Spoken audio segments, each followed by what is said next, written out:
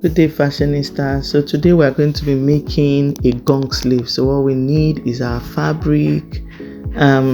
We need a paper stay. I think you should actually use your collar stay. I didn't have collar stay, so that's actually why I'm using paper stay. But I cut it in 4 pieces, so 2 for each arm, because I want it to be a bit firm. You know that the paper stay, that's the tissue stay, is not very solid.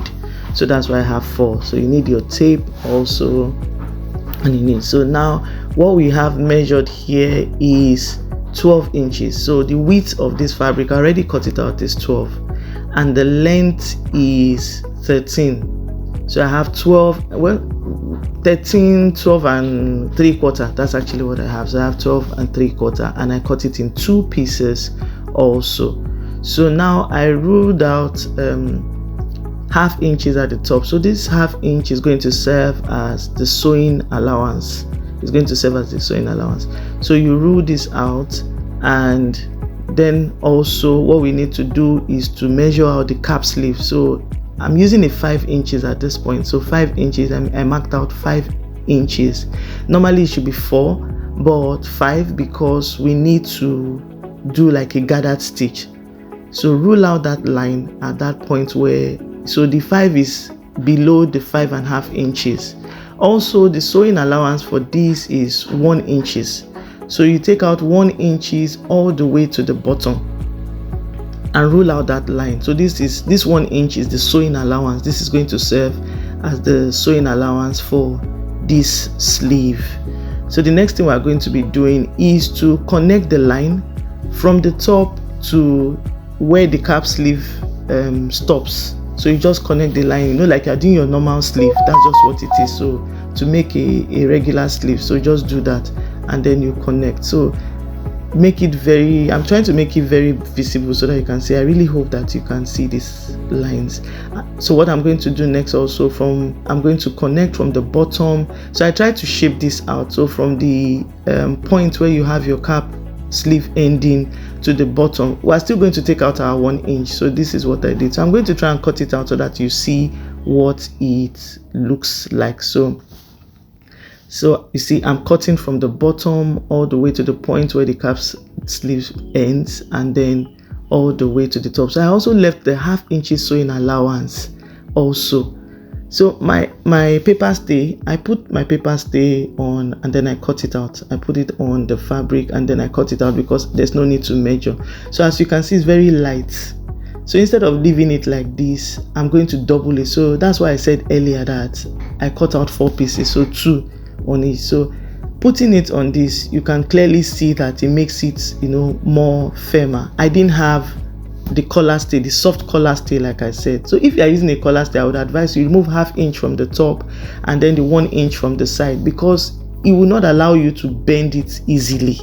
When you are bending, it will be really hard to when you are folding in, and then also when you are doing the gather stitch at the top, it will be really hard.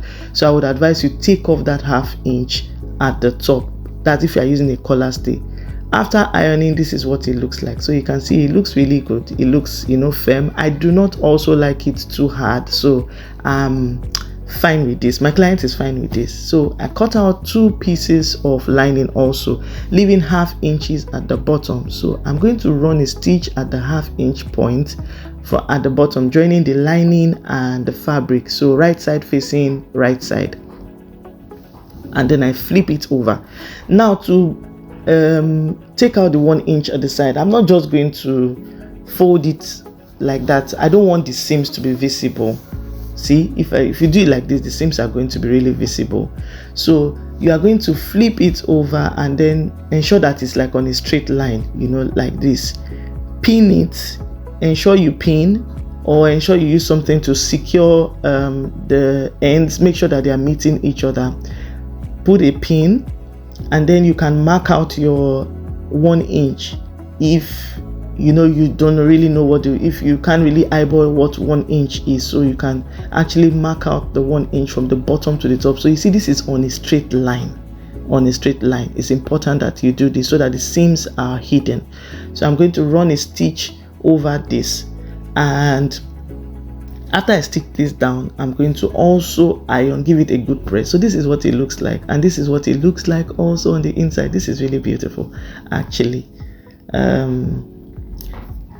So you see, on the inside it looks, on the outside it looks good, on the inside you can't see any seam, so it's all clean and clear.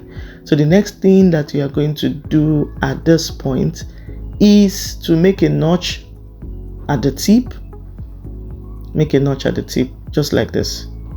So the round arm that I'm working with in this case is 19. So if you divide 19 by 2 is 9. So I marked from the one end to the other end 9. So that's where I have my 9 So I also put a notch there. And so what I'm going to do, so from the top where I already notched, that's the tip, to this point. So this point to this point is where I am going to run a loose stitch on. So ensure it's a loose stitch, otherwise you're not going to be able to pull it together to give you the gathers that you want. So I'm going to run it from one end. I hope that you can see my notches from one end of the notch to the other notch, and then I would come back and show you what it looks like. So see, I've already done one behind the camera. So this is what it looks like. So I pulled it from one notch to the other. So that's why we have that. So we're just going to quickly do the other also, so that we can see that what's the magic. So you see, you just pull the rope that you have, pull one of the ropes from one end to the middle tip, and then pull from the other side to the middle tip also. So so you can see that our sleeve already looks really pretty. So see, this is just all that you have to do. There's really nothing much to do here. So our gong sleeve is really coming out nice. So you see, it looks nice. You can make this wider. So this is just for reference purpose also. This is the blouse that I'm working with. So how I got that measurement was just to measure the round arm. So you see, I measured round. So actually what I have on my round arm hole here for this blouse is 19. But I said 18 earlier because we're also going to gather that top. So if we gather that top, it's going to give us some excess amount.